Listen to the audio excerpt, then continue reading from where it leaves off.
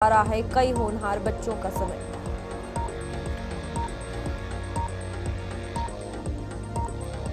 तरनाह नाले पर क्षतिग्रस्त पुल मरम्मत का काम हुआ पूरा। कुछ दिनों में यातायात के लिए खोल दिया जाएगा पुल। यातायात शुरू होने से ट्रैफिक जाम की समस्या होगी खत्म। पिछले 549 दिनों से बंद है तरनाह नाले का पुल।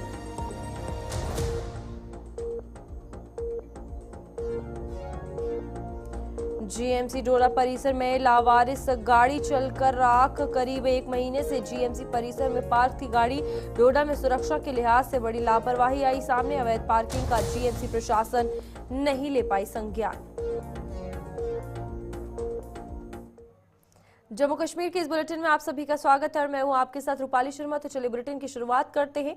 कई सुविधाओं के अभाव से जूझ रहा सांबा जिले का दूरदराज पहाड़ी इलाके सुम में उच्च शिक्षा की कोई व्यवस्था नहीं है। सुम के बच्चे स्कूली स्तर की पढ़ाई तो जैसे तैसे वहां पूरी कर लेते हैं, लेकिन उच्च शिक्षा के लिए उन्हें सांबा आना पड़ता है, जिससे उनका कीमती समय सफर में ही व्यर्थ जा रहा है। विधायक सुरजीत सिंह सलाथिया ने इस मुद्दे को सरकार के समक्ष जोर शोर से उठाते हुए सुम के लिए डिग्री कॉलेज की मांग की है। उन्होंने शिक्षा मंत्री सकीना इत्तू को उच्च शिक्षा हासिल करने के इच्छुक बच्चों की दिक्कतों से वाकिफ करवाते हुए सुम में जल्द से जल्द डिग्री कॉलेज का निर्माण करवाने की मांग की है।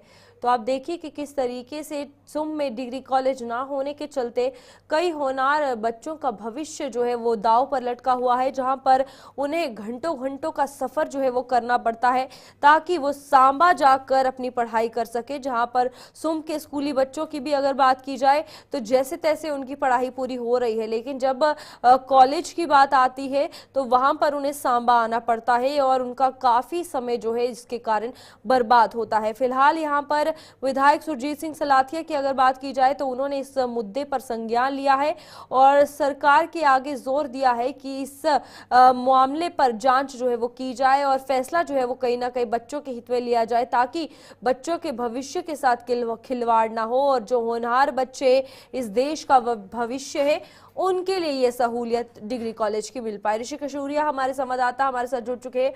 ऋषि, बताइएगा कितना ज्यादा जरूरी है इन बच्चों के लिए, और पहली बात सांबा से सुम की दूरी कितनी ज्यादा है ये भी बताइएगा, और मुश्किलें क्या कुछ आ रही हैं वो भी। देखिए, बिल्कुल मैं आपको बता दूं कि अगर सांबा जिला के सुम इलाके की बात करें तो ये एक ब्लॉक है। इसकी दूरी जो है वो सांबा हेडक्वार्टर से लगभग 20 किलोमीटर पर है। लेकिन अगर हेडक्वार्टर सुम की बात करें तो सुम के आगे भी अगर आप जाएं तो काफी दूर दराज के गांव है। यहाँ अगर सुम में पहुंचना हो दूर दराज गांव से तो लगभग 2 से 3 घंटों का जो समय है वो पैदल लग जाता है और उसके बाद वो सुम तक पहुंचेंगे। सुम से गाड़ी पकड़कर वो सांबा तक पहुंचेंगे। तो आप अंदाजा लगाएं कि एक दिन जो है वो कहीं ना कहीं लोगों को काफी ज्यादा सफर करना पड़ता है, जिसके चलते अगर बात करें देश के भविष्य युवाओं की तो युवाओं के लिए काफी एक परेशानी का सबब बना हुआ है। यहाँ पर लगातार आप देख रहे हैं कि स्कूल तो हैं, हायर सेकेंडरी लेवल पर भी स्कूल्स हैं, लेकिन जब बात कॉलेजेस को लेकर आती है तो बच्चों को यहाँ से आगे कॉलेज की पढ़ाई के लिए आगे जाना है, जम्मू या सांबा के लिए आना है, तो उनको पहले सुम तक आना है, उसके बाद गाड़ी लेकर वो अपने कॉलेज तक आएंगे। इसी सिलसिले में लगातार एक मांग यहाँ से पुरजोर तरीके से उठती आई है इससे पहले कि सुम इलाके में भी एक डिग्री कॉलेज होना चाहिए। एक बड़ी आबादी है युवाओं की यहाँ पर जो पढ़ाई में आगे आना चाहते हैं, पढ़कर एक अच्छे मुकाम पर पहुंचना चाहते हैं। उसी को लेकर कई बार वक्तन वक्तन ये जानकारी एडमिनिस्ट्रेशन तक पहुंचाई गई, लेकिन जब एक लंबे अरसे के बाद जम्मू कश्मीर में विधानसभा चुनाव हुए, विधानसभा चुनावों के बाद जो अपने अपने कंसर्न एमएलए जीत कर आए, तो जिसमें सुरजीत सिंह सलाथिया जो कि सांबा के विधायक हैं, तो ये जो एरिया उन्हीं के अंडर आता है, तो यहाँ पर उन्होंने अपने मैनिफेस्टो में भी ये चीज रखी थी कि अगर वो विधायक बनेंगे तो वो डिग्री कॉलेज की मांग को पुरजोर तरीके से उठाएंगे और यहाँ पर डिग्री कॉलेज को बनवाकर ही जो है वो अपना दम लेंगे। लेकिन अब जिस तरह से लगातार इसको लेकर बात वो कर रहे हैं, चीफ मिनिस्टर जब उमर अब्दुल्ला सांबा पहुंचे थे वहां पर भी उन्होंने ये बात रखी कि डिग्री कॉलेज जो वो सुंब क्षेत्र के लिए दिया जाए।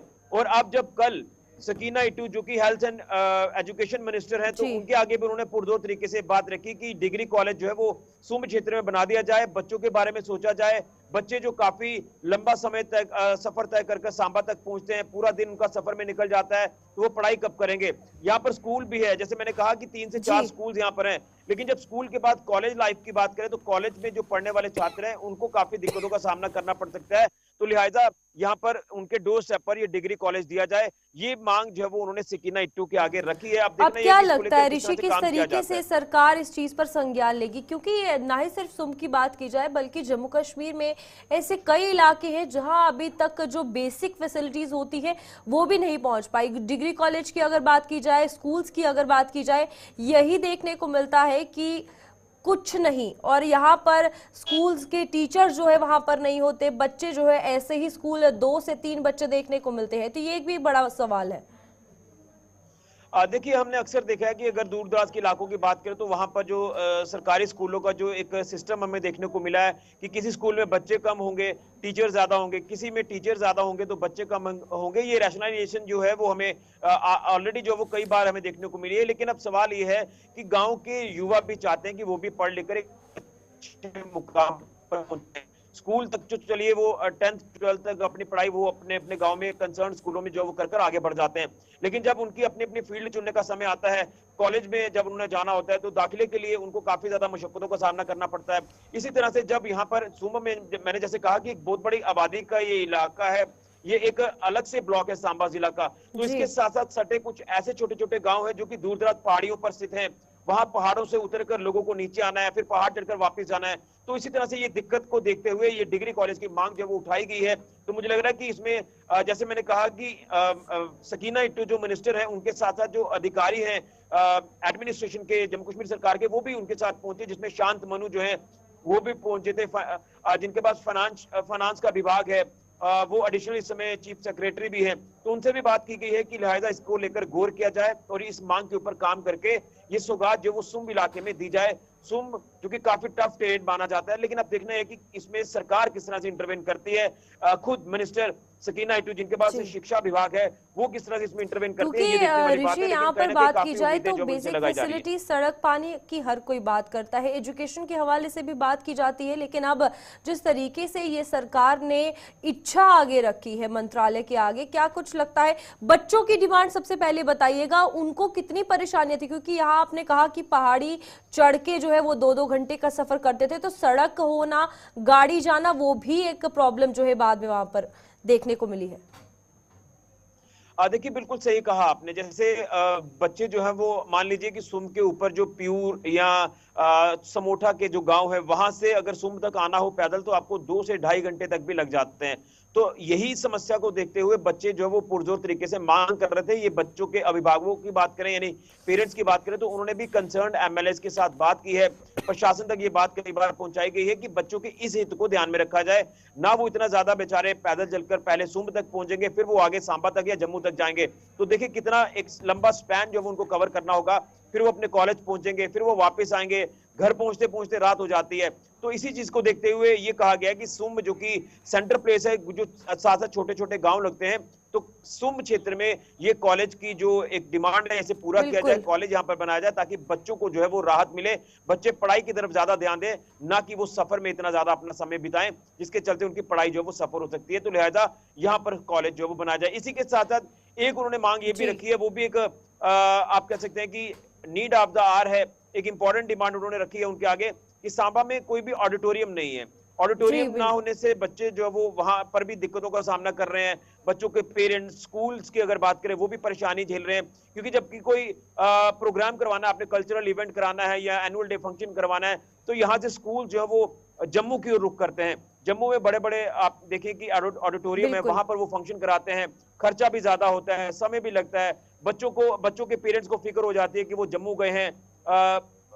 आपने देखा कि इस समय सड़कों की क्या हालत है, तो उस कंडीशन को भी देखते हुए ये कहा गया है कि कम से कम तो बिल्कुल यहाँ पर कहीं ना कहीं ऋषि, अब शिक्षा विभाग की भी बात की जाए तो उसमें भी बहुत सारे कदम हैं जो सरकार को उठाने होंगे। बहुत बहुत धन्यवाद हमारे साथ जुड़ने के लिए और तमाम जानकारी देने के लिए। और यहाँ पर सांबा के सुम इलाके की अगर बात की जाए तो यही डिमांड है वहाँ के बच्चों की कि उनके लिए डिग्री कॉलेज जो है वो बनाया जाए, क्योंकि 10वीं से 12वीं तक वो पढ़ाई जो है कर लेते हैं, लेकिन आगे जो है उन्हें 2-2, 3-3 घंटे का सफर करके सांबा जाना पड़ता है। अब देखना यह है कि बात जो है आगे सुरजीत सिंह सलाथिया के द्वारा रखी गई है। अब देखते ये हैं कि शिक्षा मंत्री सकीना इट्टू इसमें किस तरीके का जो फैसला है वो लेती है और आगे काम जो है वो कैसे किया जाता है। आगे बढ़ेंगे जहां पर साल 2023 में 19 जुलाई को कठुआ के तरनाह इलाके में आई बाढ़ से क्षतिग्रस्त हुआ पुल लगभग बनकर तैयार हो गया है। ये पुल पिछले 549 दिनों से बंद है और अब इस पर अंतिम चरण का काम किया जा रहा है। फिलहाल तरना नाले पर बने दूसरे पुल पर दो तरफ यातायात जारी है, जिससे यहां अक्सर जाम लगा रहता है। पुराना पुल बनकर तैयार होने से इस इलाके में अब जाम की समस्या खत्म हो जाएगी, जिससे लोगों ने भी अब राहत की सांस ली है। बाढ़ से पुराने पुल के कुछ निल्लर बुरी तरह से क्षतिग्रस्त हो गए थे, जिनकी अब मरम्मत कर ली गई है। तो लगातार काफी समय से ये काम जो है तरना पुल का जारी है, जहां पर बाढ़ से ये पुल जो है वो बह गया था। रंजीव मेहता हमारे साथ जुड़ चुके हैं। रंजीव, पूरी जानकारी दीजिएगा किस तरीके से इसका निर्माण कार्य जो है लंबे समय से लगा हुआ था, और यहाँ अगर बात की जाए कठुआ से जम्मू आने वाले, लखनपुर से जम्मू आने वाले लोगों को काफी ज्यादा परेशानी हो रही थी, क्योंकि दो तरफा ट्रैफिक जो है वो सिंगल लेन में चल रहा था। हाँ बिल्कुल रूपाली, यहाँ पर एक बात जरूरी है बताना कि 2023 की 19 जुलाई के दिन ये रात को ये पुल भारी बाढ़ की वजह से इसके 3 पिलर जो थे वो धंस गए थे, और उस दौरान इस पुल पर दोनों ट्यूब्स का ट्रैफिक था जो इसी एक पुल पर था, क्योंकि जो साथ वाला पुराना पुल था उसको नया पुल बनाने के लिए ध्वस्त कर दिया गया था। उसके चलते इतनी परेशानी उस समय लोगों को हुई। आज 550 दिन होने वाले हैं उस पुल को टूटे हुए, और आज तक इस पर से ट्रैफिक जो है वो नहीं गुजरा है, और जिसके चलते लोगों को जो है एक जो नया पुल इसके साथ जो पिछले साल ही बना है उस पर से गुजरना पड़ रहा है, और वहां पर जो है दोनों ट्यूब्स की ट्रैफिक पिछले 1 साल से लगातार जारी है, जिसके चलते वहां पर काफी दयाला चौक की बात करूं चाहे तरना चढ़वाल मोड़ की बात करूं, हर समय लंबा ट्रैफिक जाम लोगों को झेलना पड़ रहा है, क्योंकि एक्सप्रेस हाईवे के साथ साथ 6 लेनी का काम जो है वो भी वहां पर चल रहा है। तो यहाँ पर लगातार एक काम चलने से यहाँ पर परेशानी थी। 3 पिलर जो इसके टूटे थे उनको बदलकर वहां पर नए स्पैन पिलर बनाकर फिर स्पैन लगाने थे। ये काम करीब 1 साल से अधिक समय तक चला, और जिसके चलते अभी जाकर ये इसका आखिरी चरण पर पहुंच गया। सिर्फ ब्लैक टॉप का काम बचता है, और लगता है कि आने वाले सप्ताह में कितना ज्यादा जरूरी है इस पुल का निर्माण कार्य जो हुआ है वो सटीक तरीके से हो, इसकी जांच की गई है, क्योंकि बाढ़ के चलते पहले भी पुल जो है वो ढह गया था। अब जो नया पुल बनाया गया है उसकी क्वालिटी टेस्टिंग हुई है?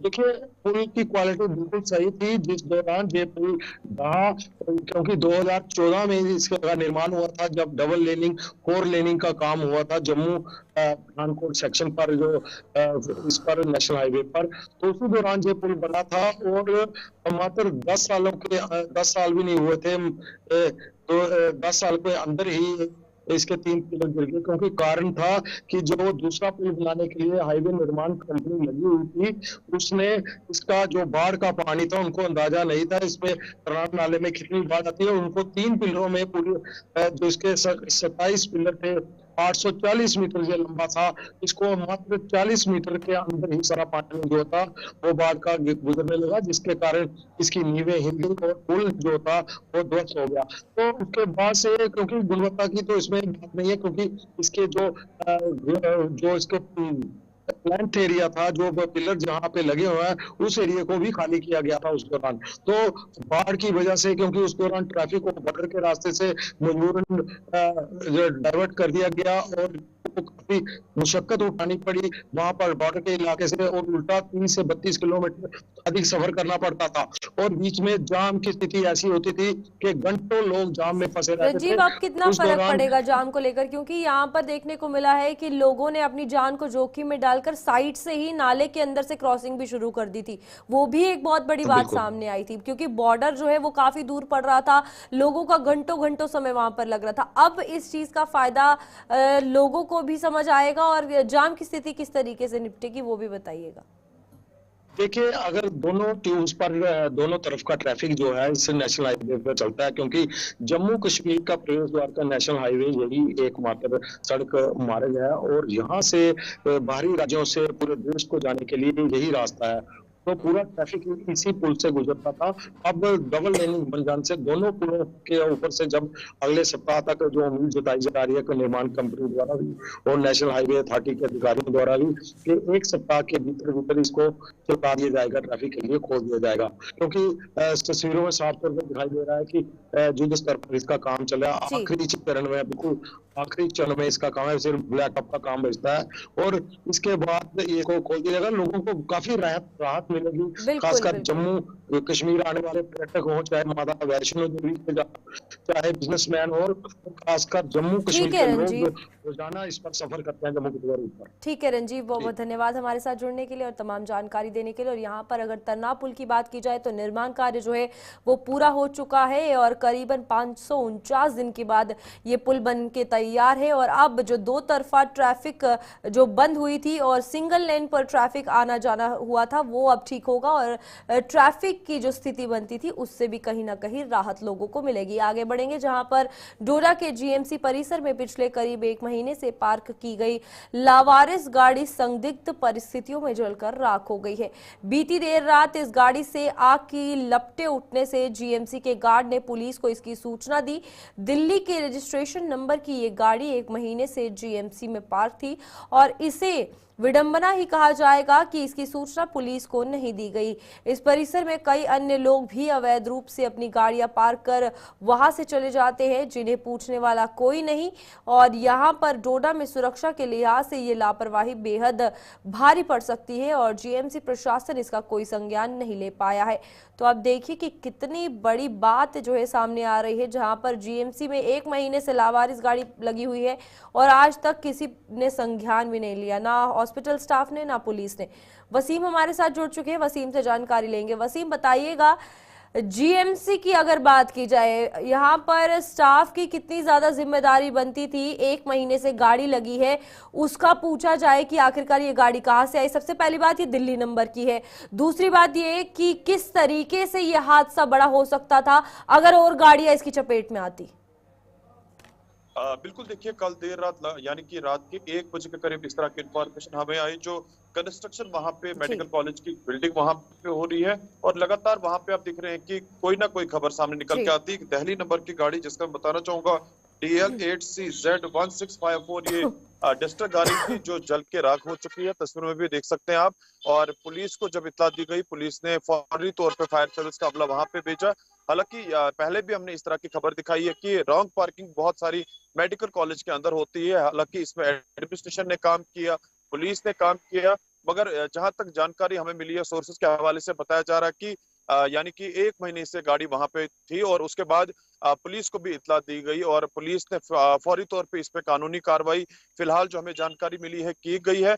बताना ये होगा कि किस तरह से वहां पे आग लगी, ये बताना मुश्किल होगा, क्योंकि जहां तक पुलिस से हमारी बात हुई, डीएसपी हेडक्वार्टर अजय आनंद जी ने ये जरूर बताया हमने कि हमने सुबह विजिट भी वहां पे किया और फिलहाल जो मालिक इस गाड़ी का है उसको ढूंढा जा रहा है। जी वसीम, यहाँ पर क्या सीसीटीवी फुटेजेस खंगाली गई हैं आग का पता लगाने के लिए? क्योंकि अगर 1 महीने से ये गाड़ी बंद पड़ी है तो यूं ही आग तो नहीं लग जाएगी, ये भी एक बहुत बड़ा सवाल है। और दूसरी बात, अगर 1 महीने से गाड़ी लगी हुई है तो कोई मेडिकल स्टाफ या फिर जो वहां पर गार्ड होते हैं उन्होंने इस चीज का संज्ञान क्यों नहीं लिया कि आखिरकार ये गाड़ी किसकी है, इतने समय से लगी है, दिन रात वहां पर लगी होती है?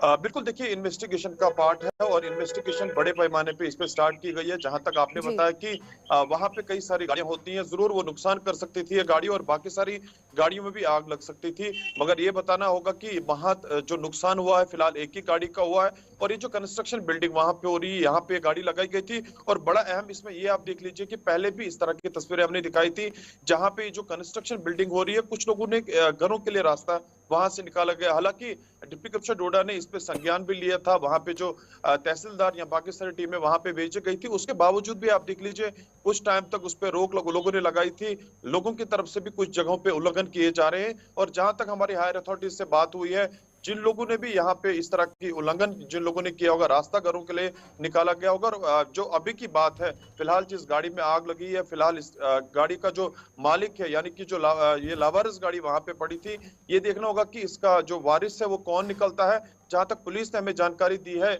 FIR इस पे लॉन्च हुई है, पुलिस इन्वेस्टिगेशन कर रही है और बड़े पैमाने पे इन्वेस्टिगेशन कर रहे हैं, क्योंकि अगर ये आग काफी देर तक रहती तो कोई भी नुकसान हो सकता था। जी ठीक है वसीम, बहुत बहुत धन्यवाद हमारे साथ जुड़ने के लिए और तमाम जानकारी देने के लिए। और यहाँ पर आपको बता दें कि GMC डोडा की अगर बात की जाए तो करीबन 1 महीने से एक लावारिस गाड़ी वहां पर GMC हॉस्पिटल में पड़ी थी, जिसके बाद ये देखने को मिला कि उस पर आग लग गई और बचाव हुआ है कि बाकी गाड़ियां उस आग की चपेट में नहीं आई। लेकिन सवाल ये है कि आखिरकार 1 महीने से अगर वो गाड़ी वहां पर लगी है तो हॉस्पिटल स्टाफ ने वहां पर क्यों पूछताछ नहीं की, पुलिस ने क्यों संज्ञान नहीं लिया। अब देखना यह है कि कार्रवाई के बाद क्या कुछ बात निकलकर सामने आएगी।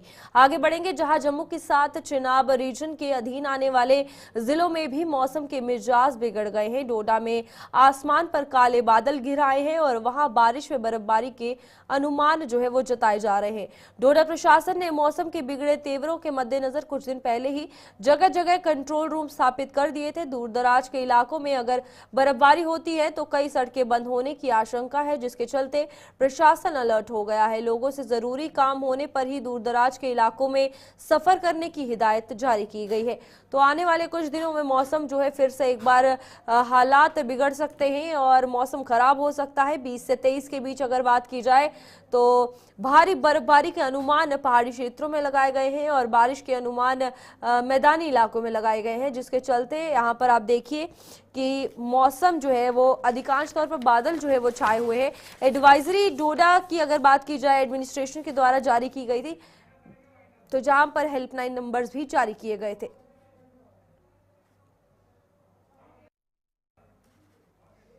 तो चलिए, जम्मू कश्मीर के इस बुलेटिन में इतना ही। खबरों का सिलसिला जारी रहेगा, आप देखते रहिए गुलिस्तान न्यूज।